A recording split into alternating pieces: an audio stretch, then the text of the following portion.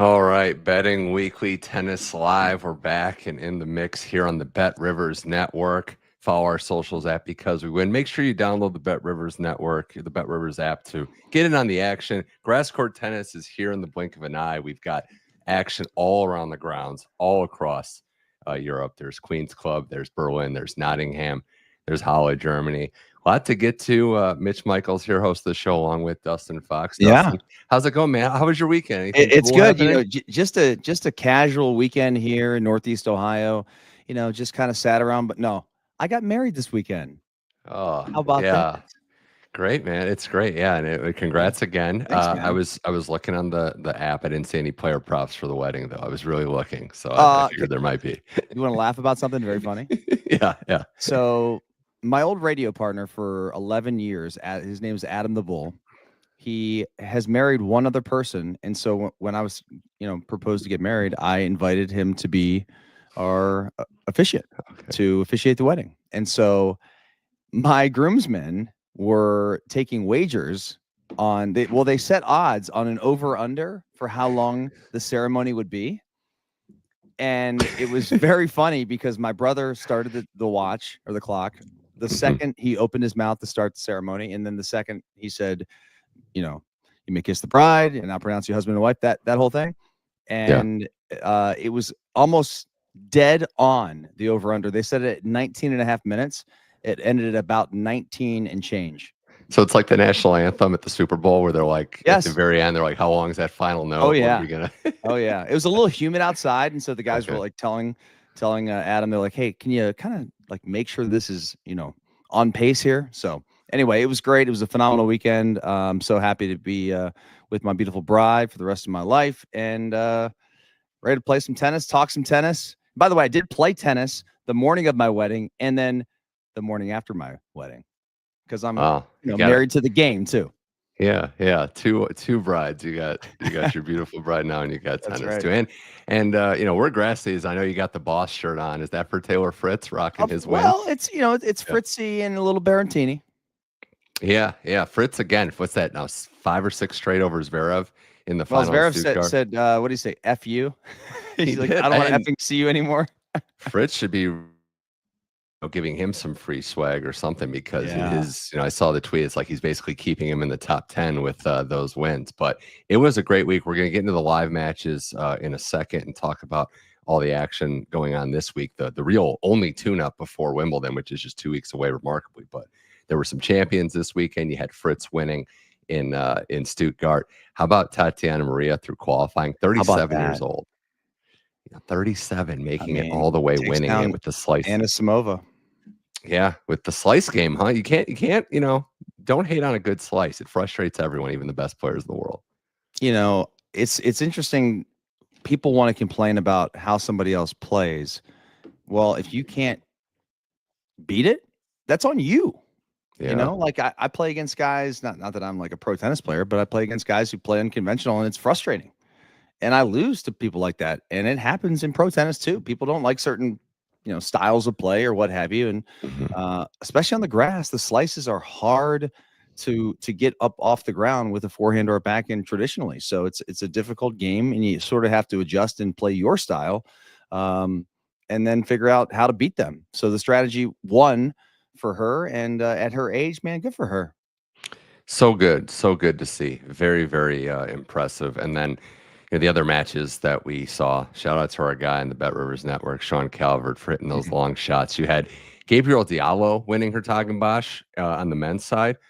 We've talked about him, right? Like he just has the tools. He's been, I think, maybe one of the breakout stars of all of 2025 with what he's done on clay at Madrid. Is he like 19? No, he's a little older. Yeah, he played at Kentucky. This SEC takeover, which I don't know if I'm completely thrilled at that. I know you as a big I'm not either as well. He's 23, so he's a little older, but played at Kentucky, so he's got the SEC thing. We got Ben Shelton, we got McCartney Kessler.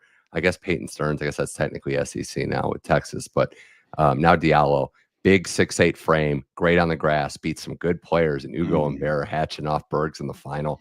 So that was number one of Sean Calvert's plays. And then he also nailed Elise Mertens. Mertens wins the final, Dustin, but the semi was the craziest thing I've seen. 11 match point saves against Alexandrova in the semifinal. 11. match point saved. She wins that match, wins the title.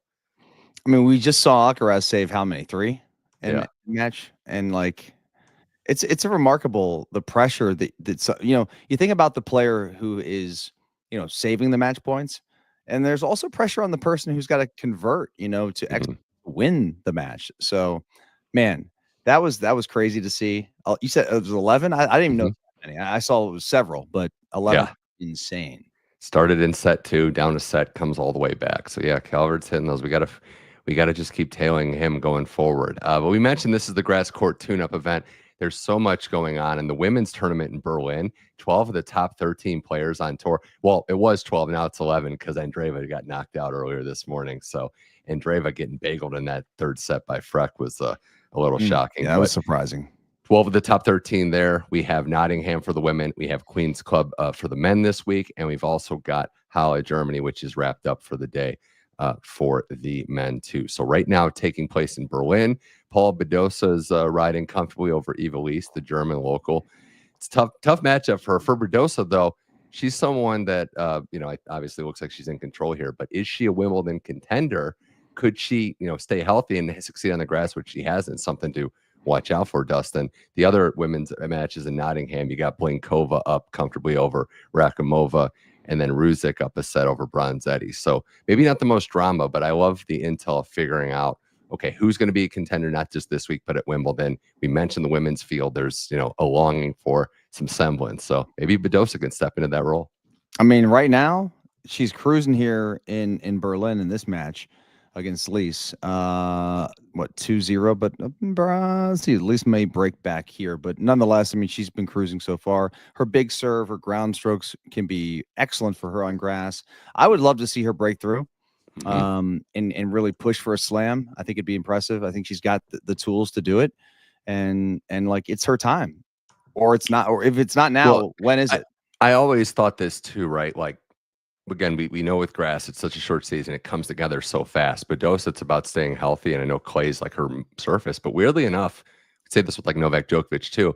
If you've got questions about durability, even as age gets up there, or injuries, whatever, maybe grass is the surface where you can kind of manage it. So maybe it's going to be a little easier on the joints, easier on the body going forward. So one to consider there. Also live right now, we've got 2 men's matches. We've got Jakub Fernley up a break over Alex Bolt in Queen's Club. Big favorite in that one, minus 530 on the live odds. Maybe Bolt can make things interesting. But we got Gael Monfils also taking on Mackie McDonald. So Monfils back again. Unfortunately, he's not going to be able to watch our show while he's playing, but he's playing Mackie. He's up a game on serve early at minus 155. That's going to be a close one. I could see, Dustin, I could see some swings, and I could see this being a potential live bet match that we can target here with Mackie and Monfils. No, I got it on here on one of my monitors to my left. I'm watching this, monitoring, seeing how these players start off the match. Monfils gets the first hold, a love hold that is 1-0, and see how these guys go. Monfils obviously had that funny video after he had to take on Mickelson in the first round of grass court season a week ago, and he said, "You guys bet on me? I'm shit." Yeah, I would say don't. The funniest clip of all time. We don't condone negative heckling of athletes when you lose bets, but if you win, congratulate them. We definitely condone that. So say, "Hey, I won money on you." You can do that. He is very, very funny and self-deprecating, and it's why everyone loves him. Yeah, and I think this is an opportunity for him here. What an interesting match. The upset of the day on the men's side was, for me, Dan Evans just destroyed Francis Tiafoe. Like that was, and Evans has been, he's been injured. He, is down in the rankings, had to get, the opportunity to even play in this tournament, but that did not look like an upset. That looked like a better player today. Evans just having his way with Big Foe out there. That was one that I actually kind of had circled as a potential upset this morning before I left the house to go play tennis. And I was like, I don't know. I kind of peeked in. It looked like he was going to really, be in for a bit of a battle. And then he just cruised. I mean, once he got the break in the first set, and then the second set, it was like just 6-2. Easy. That's one to look for, right? This is a guy who's had success on grass, and Tiafoe trying to make that transition is not always the easiest. I want to say quickly, props to Holger Rune, because I know O'Connell might not be the biggest name win, but he found out about an hour before the match that he wasn't playing Arnaldi. That's tough. I mean, imagine imagine like Ohio State not knowing who they're going to play an hour before the game, being like, oh, you're playing somebody else. It's another weird quirk with tennis. I personally like being put in those spots where you don't have time to overthink it. Yeah. So it can go one of two ways for a player. You can be mad and be like, oh, I'm screwed. I can't figure this out. Or you can just go, all right, I guess I just got to roll with it. And obviously kudos to him. He cruised straight set 6-3, 6-4. Tough one on your end for Cam Norrie versus Mensik. Man. You got in part live? of a 3-teamer too, and I could have cashed out early. I just was like, and then by the time I checked back for the third set, he was down love 3. Mensik again, and we don't know that's what I kind of mentioned last week on the show on Tennis Betting Weekly Live with Tim Dennis. We were talking about grass court tennis. I'm like mentioning all these young guys. We don't have a sample size. It's kind of cool in that regard, but I guess as a bettor, you kind of want to just get intel. But Mensik was one that we've talked about, and people have said, his game makes sense on grass, and we saw it today. And he's been money in tie breaks too all year, regardless of the surface. Well, I mean, his serve is so good. His first serve is basically his second serve, very similar to Pesci Pericard in terms of they just go for it. And when it's on, it's unstoppable. And clearly in those breakers, those crucial points, he brings it, and it hasn't affected him. He's 19 years old, and he looks like he's got a chance to be a special player. Yeah, it's been special to see another opportunity for him to get a good result, take things forward. The Germany matches in Halle were something to see, I think, too, because what she ended up having was, maybe not the biggest names to start. I think the thing about this tournament too, it's always like competitive of like, okay, Queen's Club Halle week. And I think, Dustin, I hate to say it, but we were kind of spoiled by Federer always playing Halle. Like he kind of legitimized this tournament in a lot of ways because Queen's Club has the history, but Federer wanting to play this event made it on level par. In a lot of years, it made it even better. But as it is, it was Tsitsipas surviving by the skin of his teeth. You saw Medvedev win, Bublik, Quentin Hallis. So not really any upsets. Morozin Kekmanovic was a great match that Morozin pulled out, but it was match one, Tsitsipas with Goran Ivanisevic as his coach, and he survives. But we'll see what Goran can do, how he can work with the Greek, and see what he can do with his game. Yeah. Anything else jumping out at you? We get a quick hold here from McDonald against Monfils. It's 1-1 in the first set. Monfils off to not a great service game here in the third game. Love 30. Yeah, I guess I wanted to look at tomorrow's matches. There's a few, and we can just go around the board and keep poking in. But I had a couple that I wrote down. On the women's front, this was the one that jumped out at me. And we got the graphic of it to show you. It's Osaka and Samsonova tomorrow in Berlin. Samsonova is -136. Naomi +110. Remember, she's kind of just trying to embrace other surfaces. So can Naomi, and they're 2-1 again. You're going to hear a lot of things on this, Dustin. The same phrase, like first time meeting on grass, because there just isn't that many tournaments. But Naomi's 2-1, beat her in Miami this year. +110 is an interesting number. I just don't.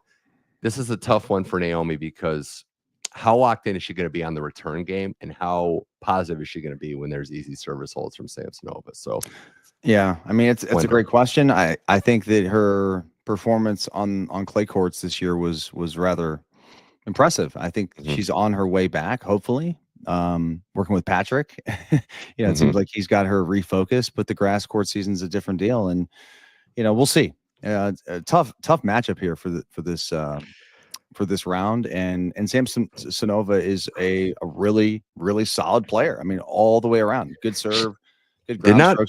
Yeah, go ahead. Yeah, has not been playing well though. I mean, that's the thing. So like this could be an opportunity for Naomi to work her way in, play. And I'm looking at that graphic again. I mean, I kind of like that over 2.5 sets. I just, something about this match screams it's not going to be straightforward. I mean, if Osaka doesn't win, she's getting a set, I think. That's how you lose it, right? Is if Naomi wins in straight sets. But I think there's an opportunity there. On the men's front, a couple matches that really stood out to me.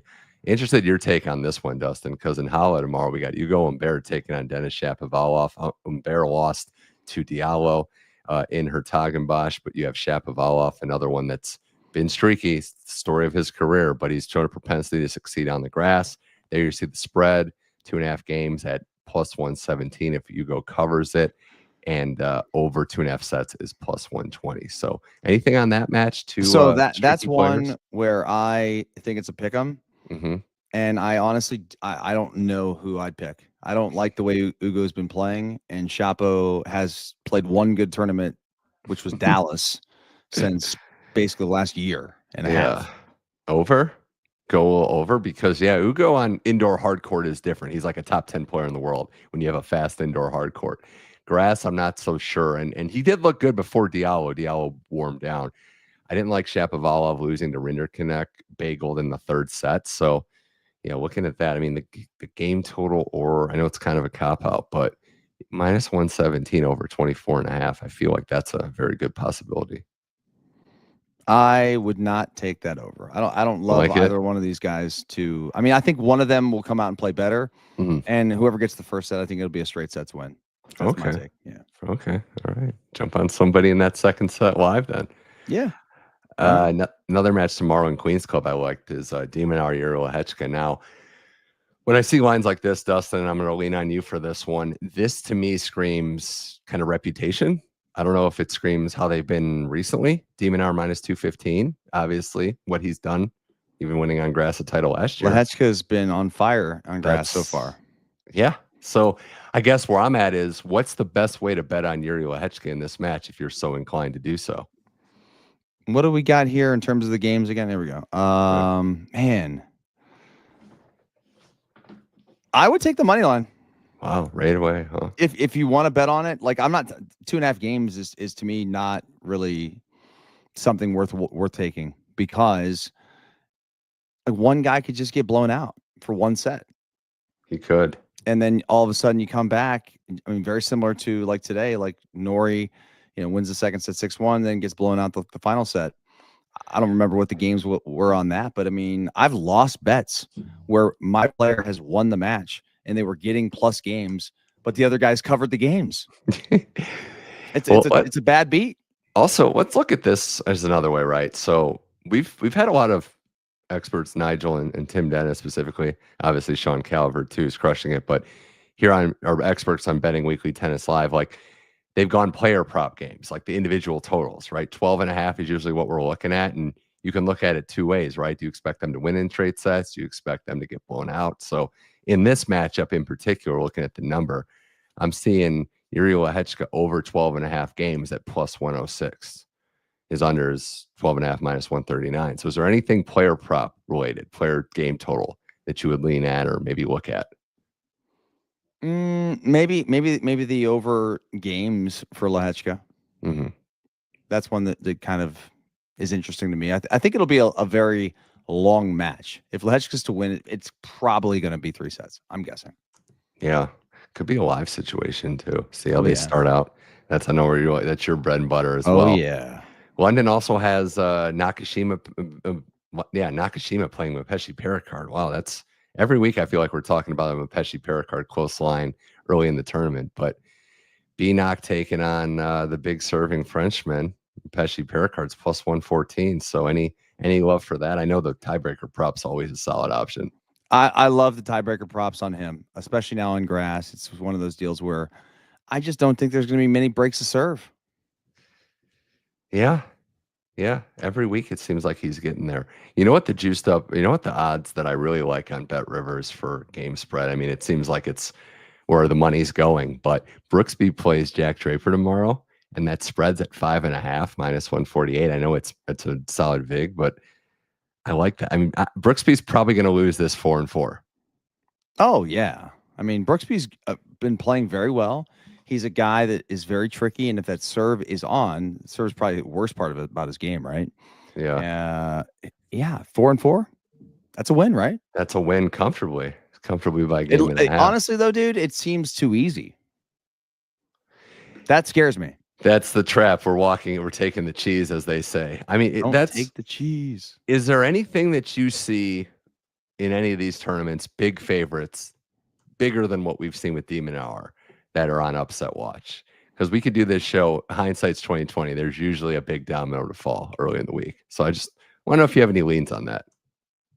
No leans to this point.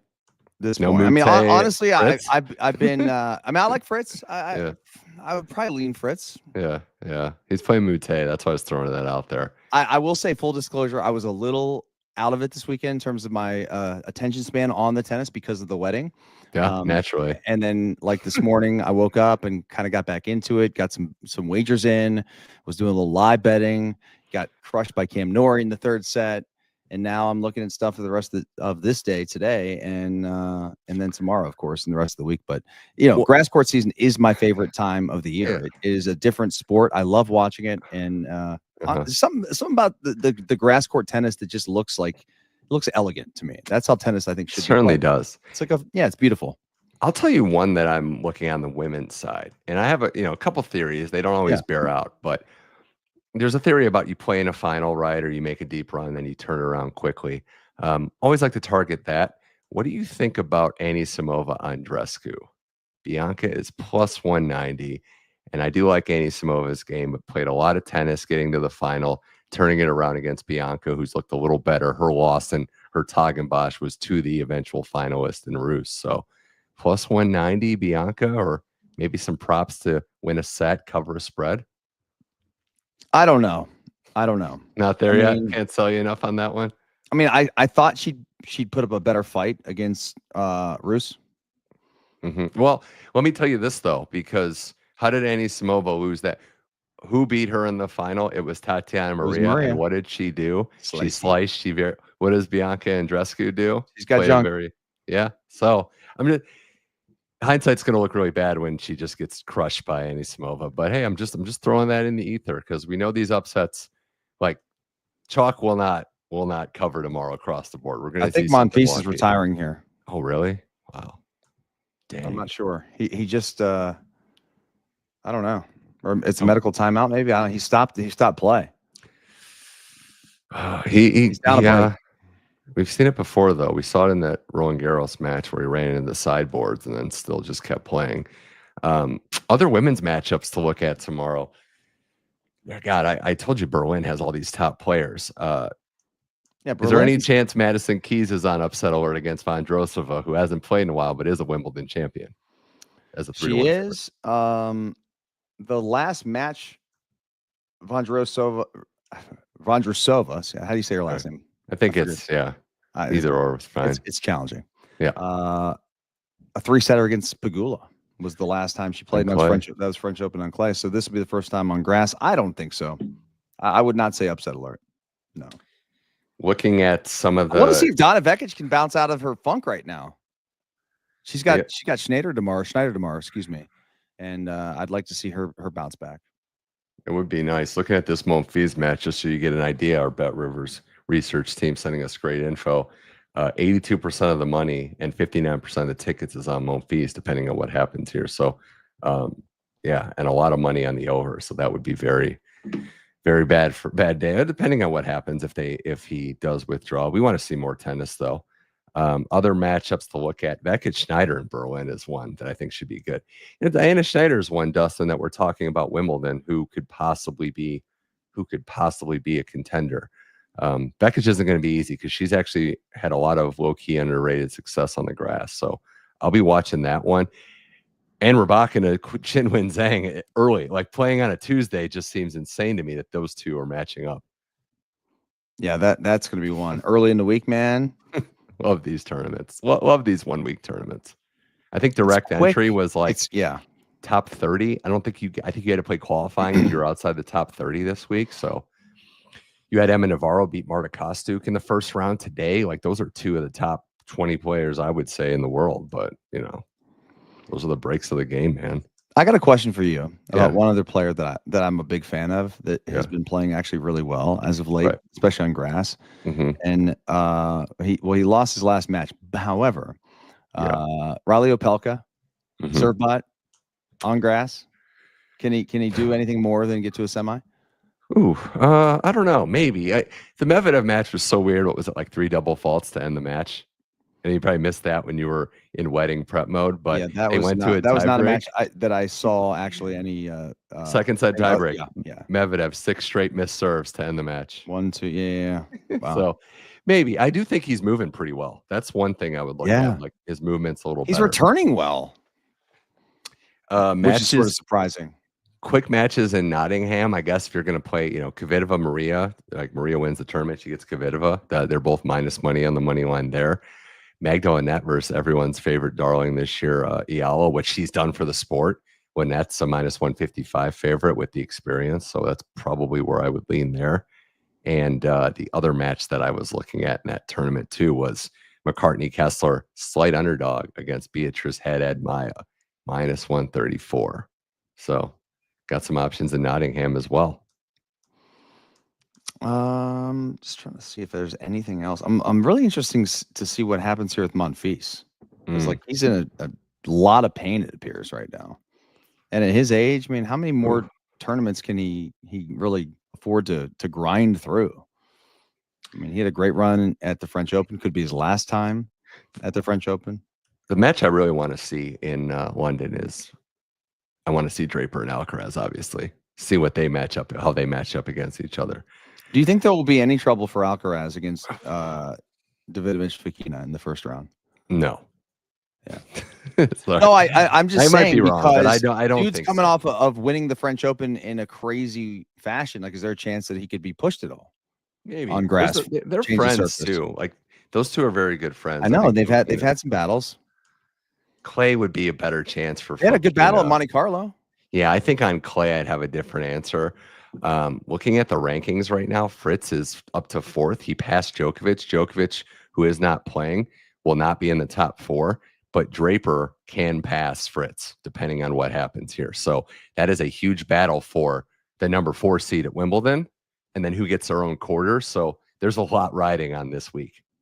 You do not want to play Sinner or Alcaraz, obviously, in the quarterfinals. Mm-hmm. No. Yeah. But I will say this much: you win the French Open. I don't know how much I want to invest in you in the next tournament. How much do you really care about when you're only thinking about probably Wimbledon right now? Maybe like 3 matches, 2-3 matches, and then I've seen this trend before where I think. I saw him having a really good time after the French Open for like days on days on days. He did that last year though. And Ibiza and dance clubs. It's like, okay, I know you're a superhuman, man. He did that last year, and last year he lost to Jack Draper in his second match here. So won the first one, tripped up by Draper, who ended up becoming a stud, obviously. Other matches quickly. We'll look at some futures and then see where we want to go here to wind this betting weekly tennis live showdown. Fonseca plays Cabelli tomorrow, and the Brazilians minus 195. I don't want to be anti-hype, but minus 195 on the grass, first time in this tournament, man. I don't know. It's a little much. That's some juice, huh? Cabelli's tough. I mean, he's a shot maker. He is a shot maker, but he's also a guy that can. I don't know. I don't trust him yet because I've lost money on him when I thought that he for sure would win. I like him as a dog in a lot of cases, but I don't know. I'm not sold on this match. Do you trust Mickelson again? Minus 124 against Frankie Cerundolo? No. Wow. All right. No, I like Mickelson's game. I just think Cerundolo had a breakthrough year. Grass will be interesting. I'll tell you what I'm looking at is Zuzu, Bergs, Hatchinoff. I think Bergs has been another in that same vein of a breakout. Money line's plus 175. Spread's 2.5. This could be one of the weird ones where I actually think he could cover the spread, lose the match here, or we could see some tie breaks or something like that. But yeah, I think Zuzu Bergs has been, ever since he just ran right over Christian Garon at the Davis Cup. He just Earl Campbelled him right in the middle of the court. I'm kidding, obviously. That's one that I'm looking at for sure. And then, we'll see what the other upset bugs look like. Also pointing out, too, the best trend that I learned about this year from our guy Nigel Seeley was Felix first set overs have been really, really profitable this year. Something about Felix in the first set, he's gone over a lot. So okay. I will keep that in mind. Looking at that tomorrow. Was it 9.5 games per set? Laszlo Jiri, I think so. Let's double check. Yeah. Well, they're starting to juice it up a little bit. So if you go over 10.5, it's plus 150. Over 9.5 is minus 200. But I think we're starting to get a little smart on this one. It's just tough because if there's a break early, you're screwed. I mean, you got to get to 5-all, dude. You have to. You gotta get to 5-all. You have to. Yeah, last week he hit first sets. I'm looking at it 10, 10, 13 in. I mean, honestly, if you're Stuttgart. looking at taking that first set over, you said what, 9.5 games? Yeah, that's minus 200. Or 10 Throw and a that half in something. Yeah. I mean, I just take first set tiebreak then. Will there be a breaker in the first set? Yeah, that's that probably was juicier. Good. That was juicy for the Medvedev-Opelka match. That number was pretty low and 2 tiebreak. Want to look at quickly before we wrap? We'll see what the live matches look like too, because I wanted to peep in at the futures a little bit as well. Because right now we have Bolt. We have Monfils down a break early. Yeah, they've closed it. And we've got Bolt Fernley at on serve early in that one. It's gonna be getting dark there soon. Badosa's about to ride out into the sunset as well. So we do have one more Nottingham match started. It's Linzhu taking on Sasnovich. You can get Zhu at plus 235 on Bet Rivers now. Starting. So we'll see. Hopefully Monfils can continue. We'll monitor that. But any thoughts on futures? Anything Wimbledon, whet your appetite so far as we're a couple weeks out? No, not yet. I want to see some more grass tennis and then I'll dive into it. But there's plenty of time to get some good odds. I'm more or less worried about if the Indiana Pacers can cash my futures bet on the finals, because that would be juicy. Got a big game 5 tonight. Do you cash out if they win? If they get up 3-2, or do you just ride? No, I'm in it for the win, man. I am a little shocked that Jannik Sinner is the favorite at Wimbledon. A little shocked. Two-time defending champ. As long as he's not playing Alcaraz. Yeah, it's plus 145 Sinner on Bet Rivers. It's plus 165 Alcaraz. I'm not gonna bet a futures bet on a guy plus 140, because I'm guarantee you at some point in a match you'll probably be able to get him. I mean, maybe not guaranteed, but there may be an opportunity where you can get him plus money in the semifinals or something. Draper 11, Draper set or something. Draper 11-1 seems pretty like the best value. That's one I would take. Yeah, that's the best value by far. Because he's still got the chance to get, like he said, if he outperforms Fritz by a little bit this week and gets that 4 ranking, no doubt, then you're looking at a realistic path to the semis where he'll be favored in every match for sure. And then, Djokovic floating around, obviously. The women's side. That one. You talked me into the 11-1. Okay. Then you got the other side. You got the women. Sabalenka, overwhelming favorite, plus 235, but not a huge number like we've seen for other tournaments. Then it goes Rybakina 500, Coco Gauff 650, and Dreva, Iga 900. Yeah. Give me some Coco Gauff. I know, right? Can she do what Alcaraz did last year when the Channel Slam? I think it's called. I think the Channel Double. Dude. I think she's locked in. She can play on grass. I do play on any surface. Sabalenka on grass is one. I mean, obviously, we know she can do well everywhere. She's had some weird stuff happen. Wasn't allowed to play Wimbledon. Was injured last year, so doesn't have the history there. Got beaten a long semi by Ons there the one year. So I'm just looking at long shots. I guess I don't know. This is just who's the long shot here that could make a deep run, but it's happened. Krejcikova, Vondrousova, Wimbledon champs. So someone's going to do it, but maybe you wait till week 2, right? You see what's out there week 2 at Wimbledon, and then you make your. There on the women's side, I'll wait. Men's side, if I can find some value like you can with that Draper plus 1100, that's to me is one that. Mensik plus 7,000. Mensik plus 7,000. I think you'll have a chance to hedge there if he goes on a deep run. I think there's. If he really figures out the grass in the serve game and it starts being really consistent with the first serve, I would 7. All right. Man, I'm interested in that. Any other final thoughts before we wind things down? No, man. I'm just happy to be watching some grass court tennis and enjoying the week with my new beautiful bride. Do you have anything we want to go with for tomorrow? Just a bet you want to share for the public? Yeah, there was one that I was looking at. Just a final thought here. Final thought for me on tomorrow is so many to choose from. Fritz, lay the games. Lay the games on Fritz. Yeah, so that's. Because I just don't think Mute will be able to stay in it with Fritz. Too many mistakes and shorter points. Yeah, shorter points. I mean, Mute is a guy who thrives on those long grinding points on clay.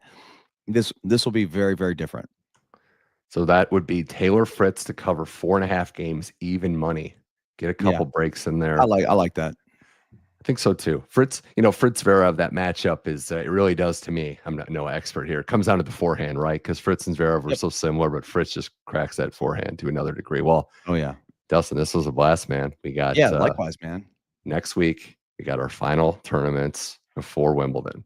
So we're gonna talk next week about the action, some grass court tennis. I know they play in Mallorca.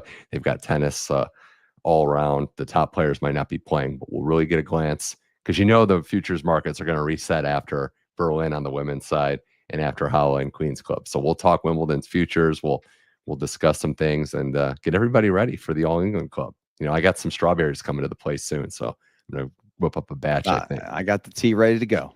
All right, that's Dustin Fox. I'm Mitch Michaels. This was Betting Weekly Tennis Live, 1:00 Eastern. 2 more shows this week. It's always Monday, Tuesday, Wednesday, 1:00 Eastern on the Bet Rivers Network. Download the app and follow us on our socials at Because We Win. For Dustin Fox, I'm Mitch Michaels. This was Betting Weekly Tennis Live. We'll see you tomorrow. Peace.